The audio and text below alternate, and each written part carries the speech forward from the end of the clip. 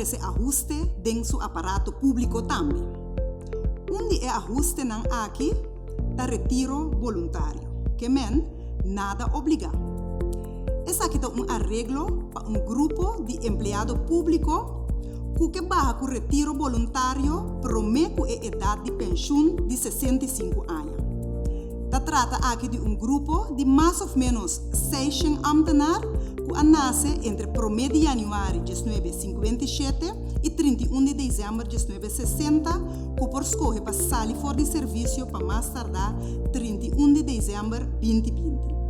O governo lo compensa a entrada do personal que escolhe para tomar o arreglo aqui, dor de paga a AOV, mas que não chega a idade de 65 anos ainda.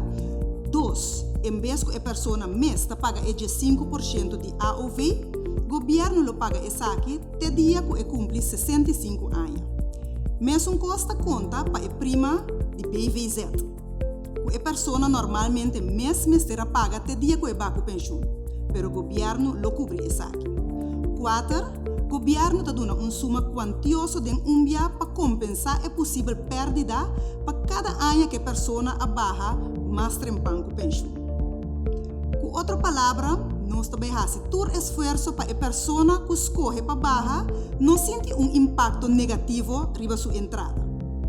Também trabalha para o aparato público, logra mais com menos gente de serviço, donde, entre outros, introduzir mais tecnologia moderna, que não também llena toda função de a pessoa não que escolhe para barra.